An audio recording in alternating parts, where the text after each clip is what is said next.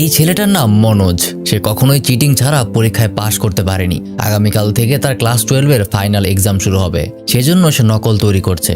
এই হলো মনোজের বাবা, তার নাম রামবীর। তিনি গ্রামের একটা সরকারি দপ্তরে বিশাল একটা সময় যাবৎ খুব সততার সাথে কাজ করে আসছে। তবে তার এই সততাই একটা সময় তার জন্য কাল হয়ে দাঁড়ায়।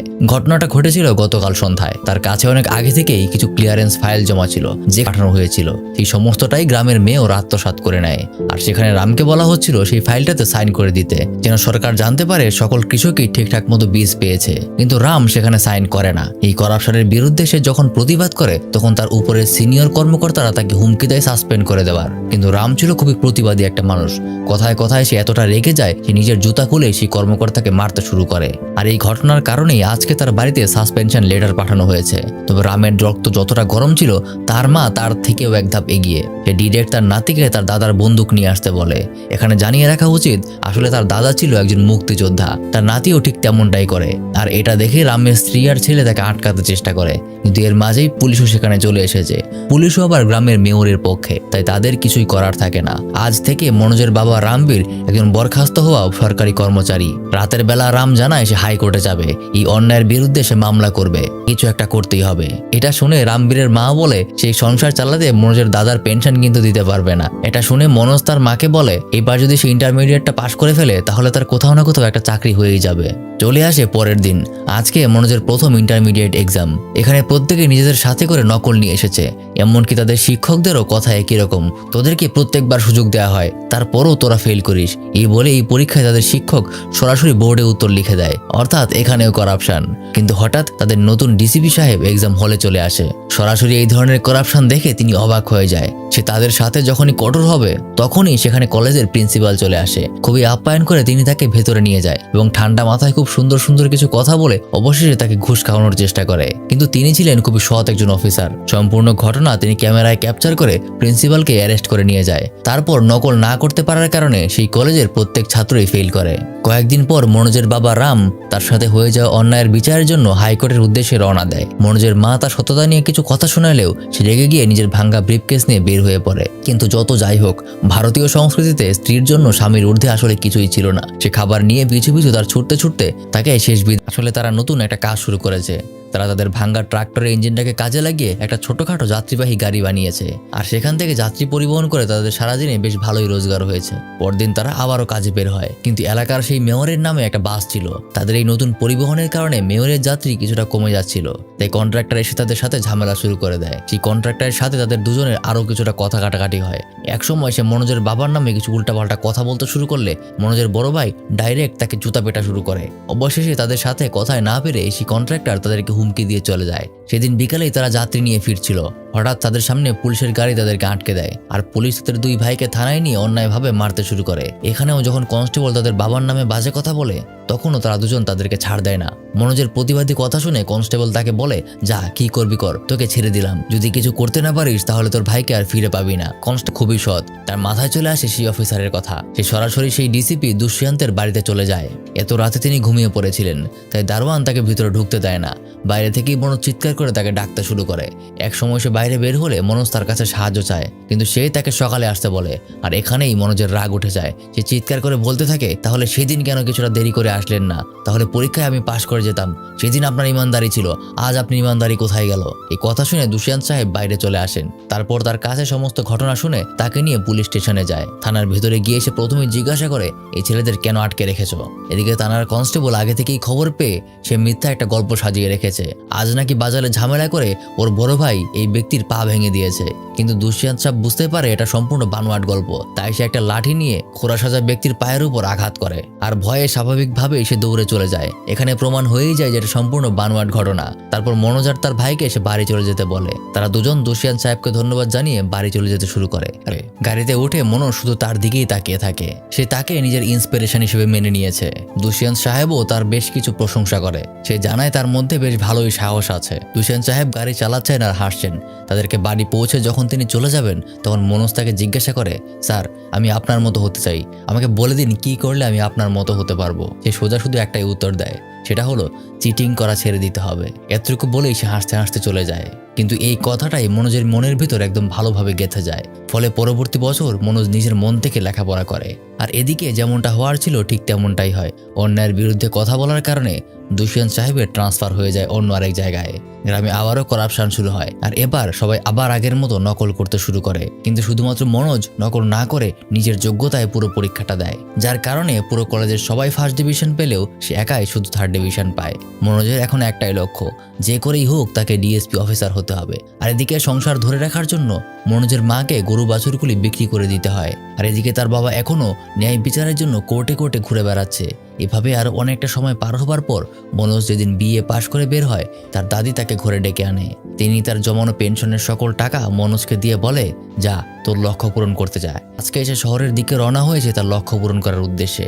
সবাইকে বিদায় জানিয়ে সে বাসে উঠে পড়ে। মনোজ খুবই সহজ সরল একটা ছেলে, তাই যার সাথেই দেখা হয় তাকেই সে তার স্বপ্নের কথা বলে। এভাবে একটা যাত্রা শেষ করে সে পৌঁছে যায় গোয়ালিয়র নামের একটা জায়গায়। তবে যাত্রায় কখন যে সে ঘুমিয়ে পড়েছিল তা সে নিজেও জানে না। কিন্তু ঘুম থেকে উঠে সে নিজের ব্যাগটাকে আর কোথাও খুঁজে পায় না, যেটার মধ্যে তার জামা কাপড় এমনকি দাদির সমস্ত পেনশনের টাকাও ছিল। কন্ট্রাক্টরকে জিজ্ঞাসা করলে সে জানতে পারে তার পাশে যে মেয়েটা বসেছিল তার ঠিক আগের স্টপে সে ব্যাগটা নিয়ে নেমে পড়েছে। কন্ট্রাক্টর তো জানে না যে এটা কার ব্যাগ। এটা শুনে মনোজ যেন দিশেহারা হয়ে পড়ে, কোথায় সে তার টাকা খুঁজে পাবে। উপায় না পেয়ে সে একটা স্থানে চুপ করে বসে থাকে। দিন থেকে রাত হয়ে যায়, আবার সকাল হয়। মনোজের যে কোচিংয়ে ভর্তি হওয়ার কথা ছিল, কোচিং খুললে সে জানতে পারে সরকার নাকি আগামী 2-3 বছরের জন্য সকল কর্মকর্তা নিয়োগ বন্ধ রেখেছে। দেশের অর্থনৈতিক অবস্থা এখন খুবই খারাপ, অর্থাৎ মনোজের শেষ আশাটাও যেন ভেঙে গেল। এভাবেই মনোজ 2 দিন না খেয়ে রাস্তায় রাস্তায় কাটিয়ে দেয়। আজ 3 নম্বর দিন, আর তার কোনোভাবেই তার ক্ষুধার জ্বালা সহ্য হচ্ছে না। পাশের একটা হোটেলে গিয়ে সে হোটেলের মালিকের কাছে বলে সে কাজের বিনিময়ে খাবার খেতে চায়। আর অবাক করার মতো বিষয়, লোকটা তার এক কথাতেই তার খাবারের ব্যবস্থা করে দেয়। খাবার দেওয়ার সাথে সাথে 2 মিনিটের মাঝে সে পুরো প্লেট শেষ করে ফেলে। আর এই ঘটনা তার সামনে বসেই প্রীতম নামের একটা ছেলে দেখছিল। এভাবে পাগলের মতো খাচ্ছে দেখে সে অনেক অবাক হয়ে যায়। খাবার দাবার শেষ করে মনোজ এবার হোটেল মালিককে তার কাজের দরকার নেই, এটা সে তাকে এমনিই দিয়ে দিয়েছে। আর এই বিষয়টা মনোজের খারাপ লাগে। সে কখনো কারো দয়ায় চলতে চায় না, তার নিজের একটা আত্মমর্যাদা আছে। সে জোরাজোরি করতে থাকে যেন মনোজকে দিয়ে এই খাবারের সমপরিমাণ কাজ সে করিয়ে নেয়। আর তখনই পেছন থেকে প্রীতম তাকে বলে, আরে চিন্তা করো না, তোমার টাকা আমি দিয়ে দেবো। এবার মনোজ প্রশ্ন করে তার টাকায় সে কেন খাবে। প্রীতম তাকে সুন্দর মতো বলে, দেখ ভাই, আমিও তোর মতো এখানে কোচিং করতে এসেছিলাম, কিন্তু আমিও তোর মতোই হতাশ হয়েছি। আমাদের আসলে একই অবস্থা, তাই বন্ধু ভেবে আমি তোকে খাওয়ালাম। কথায় কথায় মনোজ জিজ্ঞাসা করে, পরীক্ষা তো হবে না, তাহলে এখন প্রীতম কি করবে? প্রীতম জানায় সে ইউপিএসসি পরীক্ষা দেবে, সে আইপিএস অফিসার হবে। প্রীতমের মুখে ইউপিএসসি পরীক্ষার বিষয়ে শুনে মনোজ তার লক্ষ্য পরিবর্তন করে ফেলে। মনোজ জিজ্ঞাসা করে, আইপিএস অফিসার আবার কি জিনিস? প্রীতম তাকে বোঝায় আইপিএস অফিসার ডিএসপিরও বাবা। এটা শুনে এবার মনোজ তার লক্ষ্য পরিবর্তন করে ফেলে। এখন তার লক্ষ্য ডিএসপি নয়, সোজা আইপিএস অফিসার হওয়া। সে প্রীতমকে অনেক রিকোয়েস্ট করতে শুরু করে তাকে দিল্লিতে নিয়ে যাওয়ার জন্য। সে সেখানে তার সাথে থেকে কাজ করে তার ঋণ পরিশোধ করে দেবে। কিন্তু মনোজকে দেখে প্রীতমের বিশ্বাসই হচ্ছিল না যে ছেলেটা ইউপিএসসি পরীক্ষার সম্পর্কেই জানে না, সে কিভাবে ইউপিএসসি পরীক্ষার জন্য রাজি হয়ে যাচ্ছে। এখন যারা জানেন না তাদের জন্য বলি, ইউপিএসসি পরীক্ষা হলো বাংলাদেশের বিসিএস পরীক্ষার সমমর্যাদার। আশা করি কিছুটা রিলেট করতে পারছেন। যাই হোক, এদিকে মনোজের জোরাজোরির কারণে প্রীতম শেষ পর্যন্ত তাকে নিয়ে যেতে রাজি হয়। এদের জন্য একটা ব্যাচেলর রুম সে ঠিক করে। প্রীতম মনোজকে নিয়ে চলে যায় তাদের এক বড় ভাইয়ের কাছে। এই হলো সেই বড় ভাই, যার নাম গৌরী। সবাই তাকে গৌরী ভাইয়া নামেই ডাকে। এই পর্যন্ত সে 5 বার ইউপিএসসি পরীক্ষা দিয়েছে এবং অনেকবারই সে ভাইবা পর্যন্ত পৌঁছাতে পেরেছে, কিন্তু ভাইভাতে আর পাশ করতে পারেনি। সে সামনে থাকা সকল ছাত্রদের বোঝাচ্ছিল যে ইউপিএসসি পরীক্ষা একটা সাপ লুডো খেলার মতো। কোনো এক জায়গায় ফেল করলেই আবার একদম নতুন করে রিস্টার্ট করতে হয়। প্রতি বছর 2-3 লাখ স্টুডেন্ট এই পরীক্ষা দেয়, তার মধ্যে কেবলমাত্র 20 থেকে 25 জনই আইপিএস অফিসার হয়ে বের হতে পারে। এই বিষয়টা মনোজকে ভাবিয়ে তোলে, কিন্তু এসব শুনেও সে একদমই দমে যায় না। এই মুহূর্তে তার সবচেয়ে বড় সমস্যা হলো তার কাছে একদমই টাকা নেই। তাই সে আস্তে হাত তুলে গৌরী ভাইয়াকে বলে যে তার একটু টাকার সমস্যা ছিল, যদি সেটা কাজের ব্যবস্থা করে দিতে পারে তাহলে তার থাকা খাওয়া নিয়ে আর কোনো চিন্তা হতো না। গৌরী ভাইয়া জানায় সে নিজে যখন প্রথম এখানে এসেছিল তখন 3 বছর সে টয়লেট পরিষ্কার করার কাজ করেছিল। মনোজ জানায় সেও টয়লেট পরিষ্কার করতে পারবে, এতে তার কোনো সমস্যা নেই। তখন গৌরী ভাইয়া বলে তাহলে তাকে সেই ব্যবস্থা সে করে দিতে পারবে। তো এখন মনোজের একটা কাজের ব্যবস্থাও হয়ে গেল। বেতন মাসে মাত্র 280 টাকা, আর থাকা খাওয়ার ব্যবস্থা সেই কর্তৃপক্ষই করবে। মনোজ এতে খুব খুশি হয়ে যায়। এভাবে সবকিছু স্বাভাবিকভাবেই চলছিল। আজকে গৌরী ভাইয়ার রিটেনের রেজাল্ট চলে এসেছে, আর এটাই গৌরী ভাইয়ার লাস্ট পরীক্ষা ছিল। এরপরে সে আর পরীক্ষা দিতে পারবে না। তবে দুর্ভাগ্যজনকভাবে হাজারো খোঁজার পরেও সে নিজের নামটা সেই লিস্টের মাঝে খুঁজে পায় না, অর্থাৎ সে তার শেষ সুযোগটাও হারিয়ে ফেলেছে। এটা দেখে প্রীতম বলা যায় তার গুরুটাই বদলে ফেলে। এতদিন সে গৌরী ভাইয়াকে নিজের গুরু মেনে আসতো, এখন এটা বাদ দিয়ে সে ইংলিশ মিডিয়ামে যে টপার হয়েছে তার পেছনে ঘুরতে শুরু করে। আর এদিকে গৌরী ভাইয়ার কথা ভাবছেন, তাদের মধ্যে কেউ একজন যদি সফল হতে পারে তাহলে সেটাই হবে তার সফলতা। এই বলে সে তাদের জন্য শুরু করে দেয় রিস্টার্ট নামের একটা গাইডেন্স সেন্টার। তার আর কিছু না থাকলেও 6 বার ইউপিএসসি পরীক্ষা দেওয়ার অভিজ্ঞতা আছে, তাই নতুনদের গাইড করা তার জন্য কোনো ব্যাপারই না। সে তার এই গাইডেন্স সেন্টারের প্রতিদিন অন্যান্য ছেলেদেরকে লেখাপড়ার জন্য হেল্প করে। এভাবে আরও একটা বছর পার হয়ে যায়। আজকে তাদের রেজাল্ট আসবে। মনোজ ধাক্কাধাক্কি করে তার রেজাল্টটা গিয়ে দেখে সেখানেও তার নাম নেই, অর্থাৎ সে প্রিলিমিনারি পরীক্ষাতেই সিলেক্ট হয়নি। মন খারাপ করে সে বাইরে বের হয়ে যায়। তখনই গৌরী ভাইয়া সে তাকে মোটিভেট করে। সে তাকে বলে আবার নতুন করে শুরু করতে। বলে মনোজ আবারও নতুন করে পড়তে শুরু করে। দিনের একটা অংশ সে লাইব্রেরিতে কাজ করে, আর বাকিটা সময় সে লেখাপড়া করে। এভাবেই একদিন চা বিতরণ করতে তাকে যেতে হয় ইংলিশ মিডিয়াম সেকশনে। সেখানে এই ছেলেটা ছিল তাদের টপার, সবাই তাকেই ফলো করে। বর্তমানে প্রীতম ওই ছেলেটাকে নিজের গুরু বানিয়ে নিয়েছে। এভাবে অনেকগুলো দিন পার হয়। মনোজের দিন এভাবেই কাটতে শুরু করে। একদিন প্রীতম গৌরী ভাইয়ার দোকানে আসে। হঠাৎ মনোজের সাথে তার দেখা হয়, অনেকদিন পর দেখা। কিন্তু মনোজের আজকে সময় ছিল না, তাকে লাইব্রেরি পরিষ্কার করতে যেতে হবে, তাই সে বিদায় নিয়ে সেখান থেকে চলে যায়। কথায় কথায় প্রীতম তার বন্ধুদের জানায় মনোজের সাথে তার স্টেশনে দেখা হয়েছিল। আইপিএস এর আইটুকু ওই ছেলেটা জানতো না, তবে ছেলেটা অনেক পরিশ্রমী। তার বিশ্বাস এই ছেলেটা একদিন ইংলিশ মিডিয়ামের স্টুডেন্টদেরকেও হার মানাবে। কিন্তু এগুলো শুনে পাশের আরেকটা বন্ধু টিটকারি মেরে কথা বলতে থাকে। ব্যাপারটা প্রীতমের খারাপ লাগে, পাশাপাশি গৌরী ভাইয়ারও অনেক খারাপ লাগে। আর এদিকে মনোজ দিনভর লাইব্রেরিতে পরিষ্কারের কাজ করে, আর রাতের বেলা সে নিজের পড়াশোনা করে। এভাবেই আরও একটা বছর পার হয়ে যায়। আর ভর্তি হয়ে যাওয়ার কথা বলে, কারণ সামনেই রিটেন পরীক্ষা। প্রীতম নিজেও তার জন্য খুব খুশি হয়। মনোজ প্রীতমের মোবাইল নিয়ে তার বাড়িতে কল করে আর সবাইকে জানায় সে প্রিলিমিনারি পরীক্ষায় পাশ হয়ে গিয়েছে। তার কিছুদিন পরই একটা ভালো কোচিং দেখে মনোজ সেখানে ভর্তি হয়ে যায়। তবে তাদের ভাবসাব সম্পূর্ণই আলাদা। তারা শুধুমাত্র তাদের শো অফ নিয়ে ব্যস্ত। তারা দেখায় এখান থেকে কত বড় বড় সাকসেসফুল মানুষেরা কোচিং করেছিল। তবে মনোজের এসবের প্রতি কোনো আগ্রহ ছিল না। তার দরকার ছিল শুধু ডিসকাউন্ট, কারণ তার কাছে টাকার অভাব। ভর্তি ফি যেখানে 1200 টাকা, সেখানে তার কাছে মাত্র 680 টাকা ছিল। সে পুরোটাই সেখানে দিয়ে দেয়, আর বাকিটাও সে আস্তে আস্তে দিয়ে দেবে বলে জানায়। বলতে বলতেই সেখানে আরও একটা স্টুডেন্ট চলে আসে। সে তার বাবার সাথে এসেছে। তাদের সাথেও সেই মহিলা আবারও ভাব নিয়ে কথা বলতে শুরু করে। সে তাদেরকে বলতে থাকে যত আইপিএস অফিসার আছে সবাই তাদের এই কোচিং থেকেই পড়েছিল। কিন্তু হঠাৎ মনোজ খেয়াল করে সেখানে সেই ইংলিশ মিডিয়াম ছেলে দীপের ছবিটা ছিল। সে ভালো করেই জানে দীপ এখানে কোচিং করেনি, সে নিজে নিজে পড়াশোনা করেছে। তাই মনোজ এসে সেই মেয়ে আর তার বাবার সামনেই তাকে জিজ্ঞাসা করে আপনি মিথ্যা কথা কেন বলছেন? এনাকে তো আমি চিনি, উনি কোনো কোচিংই পড়েননি। আর এখানেই ঝামেলা শুরু হয়ে যায়। অবশেষে সেই মেয়ে আর তার বাবা বুঝে যায় যে কোচিংটা আসলে একটা ফ্রড, তারা মিথ্যা কথা বলে। মনোজ নিজেও তার ডিপোজিটের টাকা ফেরত নিয়ে নেয়। বের হতে হতে মেয়েটার সাথে সে কিছু কথা বলে। কথায় কথায় মেয়েটা জানতে পারে মনোজ কোনো ধরনের কোচিং না করেই প্রিলিমিনারি পরীক্ষা পাশ করে ফেলেছে। এটা জেনে মেয়েটা অবাক হয়। মনোজ তাকে জানিয়ে দেয় সে পাশের লাইব্রেরিতেই থাকে। তারপর সে তার বাবার সাথে তাকে বিদায় জানিয়ে চলে যায়। কিন্তু মনোজের মনে কেমন যেন লাড্ডু ফুটে যায়। এই প্রথম কোনো মেয়েকে তার ভালো লেগেছে। এভাবে আর এই মেয়েটা সেখানে চলে এসেছে। মনোজের হাতে অ্যাস্ট্রোনমির বই দেখে মেয়েটা ধরে নেয় হয়তো মনোজ ইঞ্জিনিয়ারিং এর স্টুডেন্ট। আর মনোজ নিজেও তাকে এই ব্যাপারে কিছু স্পষ্ট করে বলতে পারে না। কথায় কথায় তারা সেখানে পরিচিত হয়। মেয়েটা জানায় তার নাম শ্রদ্ধা। তবে শ্রদ্ধা এটা জানতো না যে মনোজ লাইব্রেরিতে পড়তে আসে না, বরং সে এখানে পরিষ্কারের কাজ করতে আসে। শ্রদ্ধা ধরেই নিয়েছিল মনোজ একটা ইঞ্জিনিয়ারিং এর স্টুডেন্ট আর লাইব্রেরিতে সেখানে পড়াশোনা করতে আসে। কিন্তু আসলে মনোজ ছিল আর্টসের স্টুডেন্ট আর লাইব্রেরিতে সে আসতো পরিষ্কার পরিচ্ছন্নতার কাজ করতে। একদিন কোচিং এর ক্লাসে মনোজ আর শ্রদ্ধা একসাথেই বসেছিল। তখন তাদের নতুন স্যার এসে নিজের পরিচয় করিয়ে দেয়। ক্লাসের সকল ছেলে মেয়েদের মধ্যে সে মনোজকে আলাদা করে বাহবা জানায়, কারণ সে তার ক্লাসের এক্সামে টেরোরিজমের উপর খুব সুন্দর করে একটা গুছিয়ে লেখা লিখেছিল। আর এখানেই ধীরে ধীরে শ্রদ্ধার সাথে মনোজের একটা বন্ধুত্বপূর্ণ সম্পর্ক গড়ে ওঠে। তারা এখন প্রায়ই একসাথে সময় কাটায়। মনোজের আগে থেকেই আব্দুল কালাম স্যারের একটা বই পড়ার খুব আগ্রহ ছিল, কিন্তু বইয়ের পেছনে লেখা দাম দেখে কখনো সেটা কেনা হয়নি। এই বিষয়টা আজকেই শ্রদ্ধা প্রথম লক্ষ্য করে। তাই দিওয়ালির দিন মনোজের জন্য সে ওই বইটা কিনে নিয়ে আসে। প্রথম মনোজ সেটা নিতে চায় না, কিন্তু শ্রদ্ধা তাকে বন্ধুত্বের অধিকার খাটিয়ে জোর করেই সেই বইটা দিয়ে দেয়। শ্রদ্ধার সাথে তার সময় খুব ভালো কাটতো। এভাবেই একদিন ক্লাস চলাকালীন সময়ে রকেট সায়েন্স নিয়ে যখন শিক্ষক তাদের পড়াচ্ছিল, তখন শ্রদ্ধা তার টিচারকে জানায় মনোজ ইঞ্জিনিয়ারিং এর স্টুডেন্ট, সে চাইলেই এই প্রশ্নের উত্তর দিতে পারবে। কিন্তু ক্লাসের প্রত্যেকটা স্টুডেন্ট এমনকি স্যার নিজেও জানে যে মনোজ কেন তাকে এতদিন সত্যটা জানায়নি, কেন তাকে মিথ্যা বলেছে। আসলে মনোজ কখনো সত্য সত্য বা মিথ্যা কিছুই বলেনি। ব্যাপারটা শ্রদ্ধা নিজে থেকেই ধরে নিয়েছিল। কিছুদিন পর লাইব্রেরিয়ানের সাথে মনোজের টাকা পয়সার হিসাব নিয়ে একটু ঝামেলা হয়। লাইব্রেরিয়ান তাকে দোষ দিতে শুরু করে যে মনোজ টাকা চুরি করেছে। সে মনোজের উপর চুরির অভিযোগ লাগায়, কিন্তু মনোজ বলে আমি চুরি করিনি। কিন্তু লাইব্রেরিয়ান তার কথা না শুনে তার বাবার নামেই তাকে গালি দিতে শুরু করে।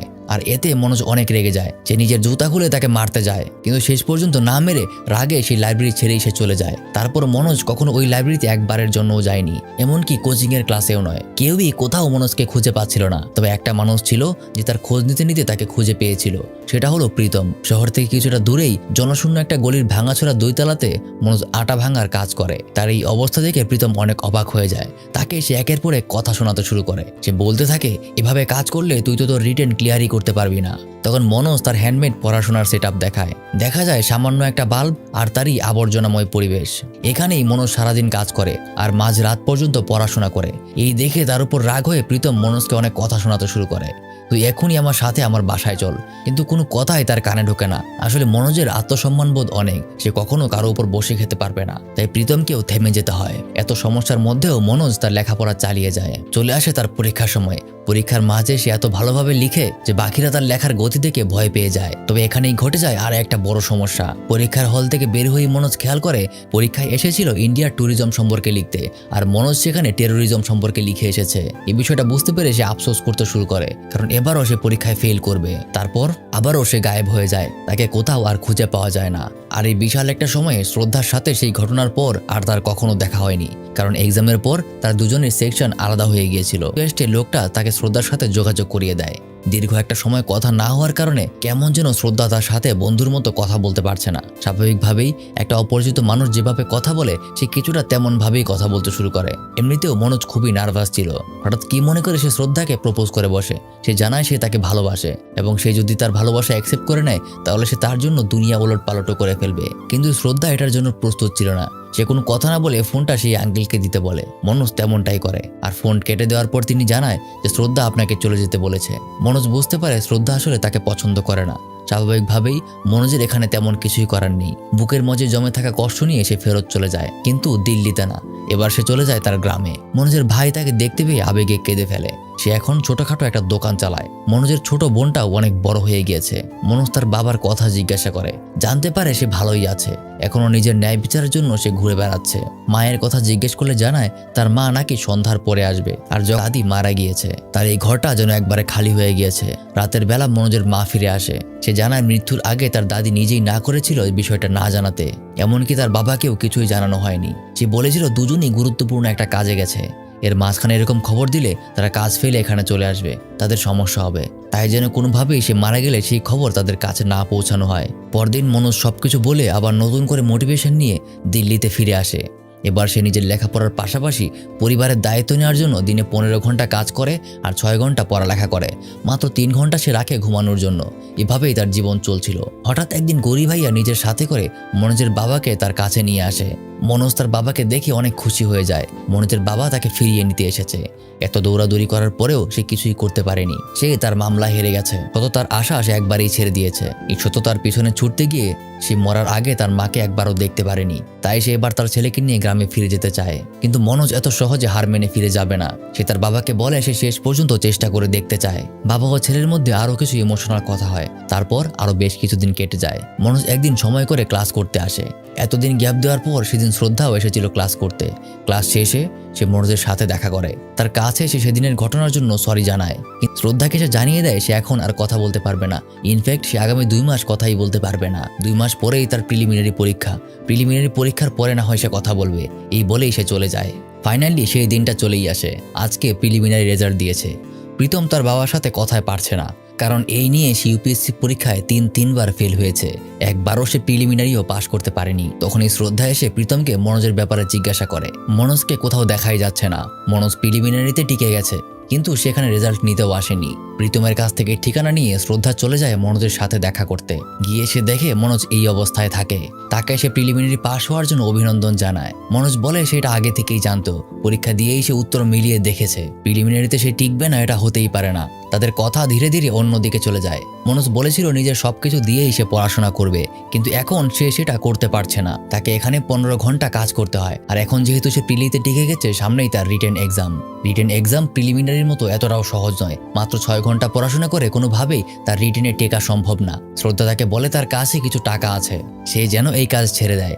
আর এটা শুনেই মনোজ তাকে থামিয়ে দেয়। শুরু থেকেই দেখে এসেছি মনোজ কখনোই আরেকজনের দয়া গ্রহণ করতে চায় না, সে সবকিছু নিজের যোগ্যতায় পেতে চায়। এই বিষয়টাই শ্রদ্ধাকে সে বোঝায়। বাকি সামনের পরীক্ষায় যদি সে টিকতে না পারে তাহলে সে আর পরীক্ষায় দিতে পারবে না। গৌরী ভাইয়ের দোকানের সামনে শ্রদ্ধা আর মনোজ কথা বলছিল, তখনই প্রীতম সেখানে চলে আসে। প্রীতম এখন পর্যন্ত একবারও প্রিলিমিনারিও পাশ করতে পারেনি। তার এই ব্যর্থতায় তার গার্লফ্রেন্ড তাকে ছেড়ে চলে গেছে। আর এখন মনোজের সাথে শ্রদ্ধাকে এভাবে দেখে প্রীতম সরাসরি মনোজকে বলে যদি তার জীবনে শ্রদ্ধা না আসতো তাহলে হয়তো সে রিটেনে পার হয়ে যেত। সে বলতে থাকে মেয়েরা সবসময় সফল মানুষের সাথে থাকে, ব্যর্থ মানুষের সাথে কোনো মেয়ে থাকে না। কিছুদিন পর সে যখন আবার রিটেনে ফেল করবে তখন শ্রদ্ধাও তাকে ছেড়ে চলে যাবে। তাই শ্রদ্ধার পেছনে সময় না দিয়ে সে যেন পড়াশোনার পেছনে সময় দেয়। দুনিয়ার সকল মেয়েরাই একরকম, ব্যর্থ পুরুষের সাথে কোনো মেয়ে থাকে না, সবাই শুধু সফল পুরুষ খুঁজে। এগুলো শুনে শ্রদ্ধার মধ্যেও একটা অপমান বোধ কাজ করছিল, তাই সে উঠে সেখান থেকে চলে যায়। কিন্তু মনোজ দৌড়ে গিয়ে তাকে আটকায়। মনোজকে ধরে তখন শ্রদ্ধা বলে মনে আছে একদিন তুমি আমাকে বলেছিলে আমি তোমাকে ভালোবাসলে তুমি দুনিয়া ওলট পালট করে দেবে। আজ বলছি আমি তোমাকে ভালোবাসি, যাও এবার দুনিয়া ওলট পালট করে দাও। তার মুখে এমন কথা শুনে মনোজ সেখান থেকে দৌড়াতে শুরু করে। সে সোজা চলে যায় ইংলিশ মিডিয়ামে সেই টপার অর্থাৎ দীপের বাড়িতে। মনোজ তার পরিচয় দিলে সে তাকে চিনতে পারে। সে তার কাছে এসেছে উপায় জানতে, কিভাবে কি করলে সে রিটেনে সফল হতে পারবে। তখন সে মনোজকে জিজ্ঞাসা করে তুমি কি আসলেও পারবে। মনোজের কনফিডেন্স থেকে সে তাকে 8 মিনিট সময় দেয় নিজের সম্পর্কে 200 ওয়ার্ডের কিছু লেখার জন্য। মনোজ লেখা শুরু করে দেয়, কিন্তু 8 মিনিট শেষ হয়ে গেলেও সে নিজের সম্পর্কে তেমন কিছুই লিখতে পারে না। যার ফলে সে সরাসরি তাকে জানায় তোমার দ্বারা ইউপিএসসি পরীক্ষা হবে না, তুমি বরং বাড়িতে চলে যাও। একটা ভাঙা মন নিয়ে সে আবারও গৌরী ভাইয়ার কাছে ফিরে আসে। গৌরী ভাইয়া বিষয়টা জেনে বলে সারাদিন আটা ভাঙার কাজ করলে তোর দ্বারা কোনোদিনও রিটেন পরীক্ষা পাশ করা হবে না। এই বলে সে তার ছোট ভাইকে বলে তার পাশের রুমটা খালি করে দিতে। মনোজের মুখে সে আর একটা কথাও শুনতে চায় না, দরকার হলে তার বাড়িতে সে নিজে টাকা পাঠাবে। কিন্তু মনোজ প্রতিবারের মতোই কারো দয়া নিতে চায় না। তখন গৌরী ভাইয়া বলে এটা কোনো দয়া নয়, তোর প্রথম মাসের বেতনে যা হবে তার থেকে ডাবল টাকা আমাকে দিবি, মনে কর আমি তোকে ধার দিচ্ছি। তখন মনোজের আর কিছু বলার থাকে না। পরদিন থেকেই সে লেখাপড়া শুরু করে। শ্রদ্ধা তার জন্য একটা স্টপ ওয়াচ কিনে এনেছে, পড়ার টাইমে এটা চলবে আর বাকি টাইম বন্ধ থাকবে, যেন সে দেখতে পায় সে আসলে কত ঘন্টা পড়াশোনা করছে। এভাবেই তার লেখাপড়া এক নাকারে চলতে থাকে। দিনে প্রায় 15-16 ঘন্টা সে বই খাতা নিয়েই পড়ে থাকে। একদিন শ্রদ্ধা এসে জানায় তার নিজেরও রিটেন পরীক্ষা কিছুদিনের মধ্যেই শুরু হয়ে যাবে, তাই এখন তাকে যেতে হবে। শ্রদ্ধা যে বিষয় নিয়ে লেখাপড়া করছে তার ইচ্ছা সে একসময় কালেক্টর হবে, সে এখন ওই দিকেই আগাচ্ছে। এভাবে লেখাপড়ার উপর দিয়েই মনোজের আরো কয়েক মাস চলে যায়। সে জানতে পারে শ্রদ্ধা তার রিটেন ক্লিয়ার করে ফেলেছে, এখন শুধুমাত্র তার ইন্টারভিউয়ের পালা। মনোজ বিষয়টাতে অনেক খুশি হয়ে যায়। তার লেখাপড়া আবারও পুরো গতিতে শুরু হয়। এভাবে একদিন লোডশেডিং এর সমস্যায় তাদের এলাকায় টানা 2 দিন বিদ্যুৎ ছিল না, কিন্তু মনোজ থেমে থাকেনি। সে রাস্তার ল্যাম্পপোস্টের আলোতেও তার পড়া চালিয়ে গেছে। হঠাৎ শ্রদ্ধার খবর পেয়ে সে দোকানে ফিরে আসে। সে জানতে পারে শ্রদ্ধা ডেপুটি কালেক্টর হয়ে গেছে। মনোজও ফাইনালি প্রিলিমিনারি পরীক্ষা পাশ করে রিটেন পরীক্ষা পর্যন্ত পৌঁছে গিয়েছে।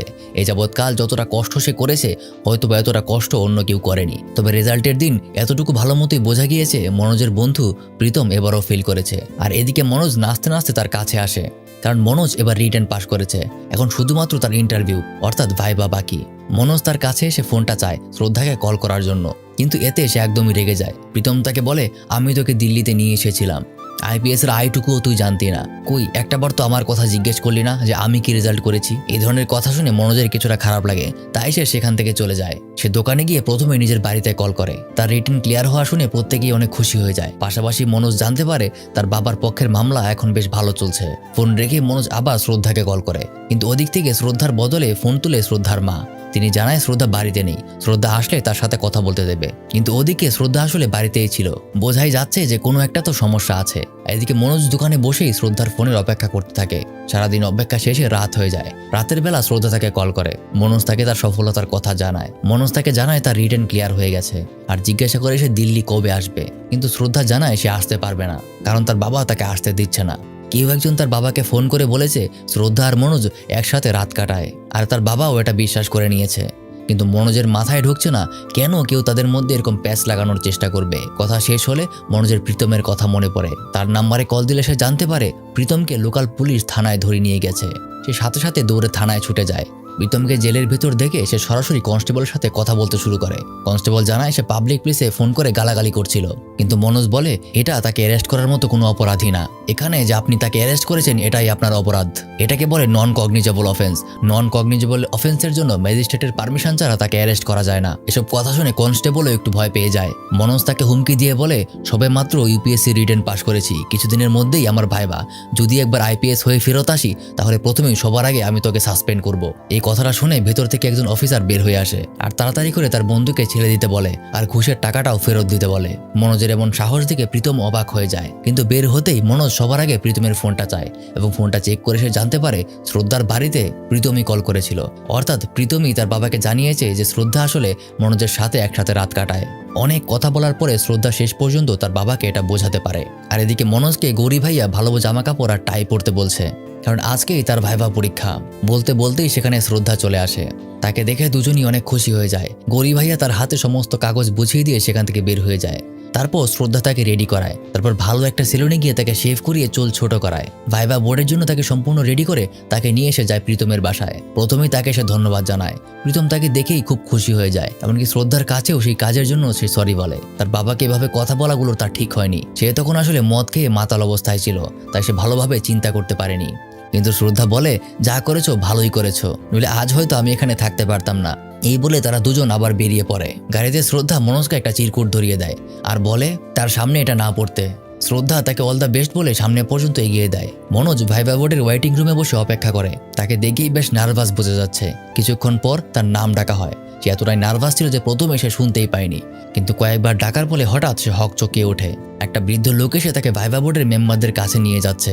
যে বৃদ্ধ লোকটা তাকে নিয়ে যায় সে কথায় কথায় তাকে জানায় ভাইভা বোর্ডের প্রধান যে আছে সে হিন্দি মিডিয়ামের স্টুডেন্টদেরকে একদমই পছন্দ করে না। যদি সে জানতে পারে সে ইন্টারমিডিয়েটে ফেল করেছিল তাহলে তাকে হয়তো শুরুতেই বের করে দেবে, তাই যেন সে তাদের সামনে মিথ্যা কথা বলে। এটা শুনে সে আরো একটু ভয় পেয়ে যায়। ফাইনালি ভাইভা বোর্ডের আসে যে মনোজ ক্লাস 10-এ ফার্স্ট ডিভিশন পেলেও ইন্টারমিডিয়েটে কেন সে থার্ড ডিভিশন পেয়েছে। তখন মনোজ মিথ্যা কথা না বলে সে জানায় সে প্রথমবার ইন্টারমিডিয়েটে ফেল করেছিল, কারণ সেই বছর কলেজে কেউ নকল করতে পারেনি। আর সেই বছর শুধুমাত্র সে না, তার কলেজের প্রত্যেকটা ছাত্রই ফেল করেছিল। তার মুখে এই ধরনের কথা শুনে ভাইভা বোর্ডের মেইন মেম্বার যে ছিলেন সে সহ প্রত্যেকেই অবাক হয়ে যায়। সে মনোজকে আর কোনো প্রশ্ন না করে সেখান থেকে চলে যেতে বলে। মনোজ বুঝতে পারছে না যে এবার তার কি হবে, কারণ তাকে কোনো প্রশ্নই জিজ্ঞেস করা হয়নি। সে যখন উঠতেই যাবে ঠিক তখনই পাশের বোর্ডের এক মেম্বার মনোজকে জানায় সে যেন বাইরে 2 মিনিট অপেক্ষা করে। তার কথা শুনে মনোজ বাইরে গিয়ে দাঁড়িয়ে থাকে। তখনই তার মনে হয় শ্রদ্ধার দেওয়া সেই চিরকুটটার কথা। চিরকুটটা বের করে সে পড়তে শুরু করে, যেখানে শ্রদ্ধা লিখে রেখেছে মনোজ তুমি আইপিএস অফিসার হও অথবা আটা ভাঙার দোকানেই কাজ করো, তাতে আমার কিছুই যায় আসে না। আমি সারাটা জীবন তোমার পাশেই থাকতে চাই। তুমি কি আমাকে বিয়ে করবে? এটা জানতে পেরে মনোজ খুশিতে আত্মহারা হয়ে যায়। এবার যেন তার মধ্যেকার সকল নার্ভাসনেস একবারে দূরে চলে যায়। তার মধ্যে তখন একটা অন্যরকম কনফিডেন্স চলে আসে। সে তার পোশাক আশাক সহ বাকি অন্যান্য বিষয়গুলোরও তেমন কোনো পরোয়া করে না। পুরোটা ঢোকার পর যখন মনোজকে জিজ্ঞাসা করা হয় আপনি কেন মিথ্যা কথা বললেন না, মনোজ এবার কনফিডেন্টলি প্রত্যেকটা প্রশ্নের উত্তর দিতে শুরু করে। সে বলে একটা চিটিংকে ঢাকতে তার আরেকটা চিটিং করা উচিত হতো না, আর সে কেন চিটিং করেছিল সম্পূর্ণ ঘটনাটাই সে তাদেরকে খুলে বলে। সে জানায় সে যদি ক্লাস 10-এর মতো ইন্টারমিডিয়েটেও চিটিং করত তাহলে তার রেজাল্ট ফার্স্ট ডিভিশন আসতো। সে অন্যান্যদের মতো চিটিং করেনি, তাই তার থার্ড ডিভিশন এসেছে। তারপর তারা মনোজকে আরও কিছু প্রশ্ন জিজ্ঞাসা করতে শুরু করে। মনোজ প্রত্যেকটা প্রশ্নের খুব সুন্দরভাবে সূক্ষ্ম উত্তর দিতে শুরু করে। সবাই তার কথাবার্তায় বেশ ইমপ্রেসড হয়ে যায়। তখনই পাশের একটা মেম্বার তাকে পলিটিক্স বিষয়ে ইংরেজিতে কিছু প্রশ্ন করে। মনোজ ইংরেজিতে তেমন খুব একটা ভালো ছিল না, তাই সে একটা ওয়ার্ডের অর্থ বুঝতে পারে না। তাই সে তাকে সেই শব্দটার অর্থ জিজ্ঞাসা করে। এটা শুনে তিনি বলে ওঠে আপনি সহজে একটা ইংরেজি শব্দের অর্থ বোঝেন না, তাহলে নিজেকে কিভাবে যোগ্য মনে করেন? মনোজ এখানেও কনফিডেন্সের সাথে উত্তর দেয় ভাষা শুধুমাত্র কথা বলার একটা মাধ্যম।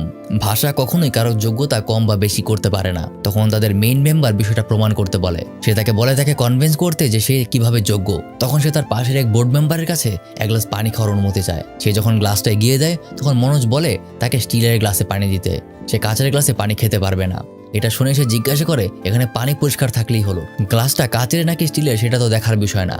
তখনই মনোজ বলে ওঠে আমিও ঠিক এটার কথাই বলছিলাম।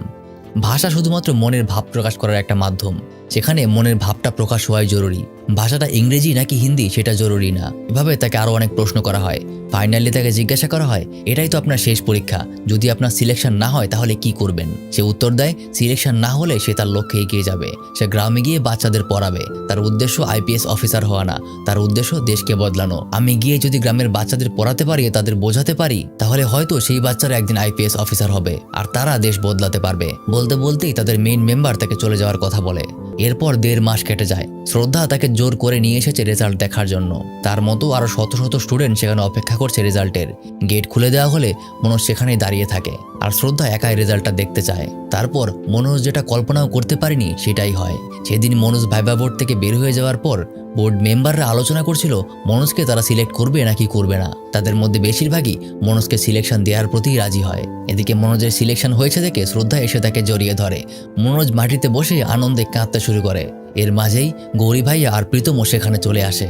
মনোজের মাও এদিকে এতটা খুশি হয়ে যায় যে তার আনন্দটা কেউ আটকে রাখতে পারছে না। তার বাবা এই খবর পেয়ে দৌড়ে তার অফিসে ছুটে যায় তাদেরকে বলার জন্য যে তার ছেলে এখন একটা আইপিএস অফিসার। আর যে কোচিং থেকে সে বের হয়ে এসেছিল সেই কোচিং থেকে এখন আবারও তাকে টাকা খাইয়ে ভুয়া খবর নিতে এসেছে। কিন্তু মনোজ সারা জীবনে অনেক সৎ মানুষ ছিল। সে ক্যামেরার সামনেই একদম সত্য কথা বলে দেয়। একটু আগে ভেতরে ঢোকার সময় যে দারোয়ানটা তার সাথে খারাপ ব্যবহার করেছিল সেই দারোয়ানও এবার তাকে স্যালুট দিতে শুরু করে। এরপর নিজের ইউনিফর্ম পরে সে সবার প্রথম নিজের ইন্সপিরেশন অর্থাৎ সেই দুষ্যন্ত স্যারের কাছে দেখা করতে যায়। মনে আছে এই ব্যক্তি গল্পের শুরুতে একদম মনোজকে বলেছিল সফল হতে হলে শুধুমাত্র চিটিংটা ছাড়তে হবে। আজ সে তার থেকেও বড় অফিসার। কিন্তু মনোজকে প্রথমে সে চিনতে পারে না। সে বুঝতেও পারে না তার থেকেও একটা বড় অফিসার এসে তাকে কেন সম্মান দিচ্ছে। মনোজ তাকে বলে, স্যার মনে নেই আপনি আমাকে বলেছিলেন চিটিংটা ছেড়ে দিতে, আপনি সেদিন বলেছিলেন বলেই আজ আমি এই জায়গায় আসতে পেরেছি। এরপর ফাইনালি মনোজের বিয়ের দিন ঠিক হয়। আর মনোজের বন্ধু প্রীতম এখন একজন টিভি রিপোর্টার, আর যেটা সে সবসময় হতে চেয়েছিল। আর এভাবেই মনোজের গল্পটা শেষ হয়ে যায়। এটা একটা সম্পূর্ণ সত্যি ঘটনা। এরকমই আর একটা সত্যি ঘটনার গল্প দেখার জন্য এই ভিডিওটাতে ক্লিক করতে পারেন।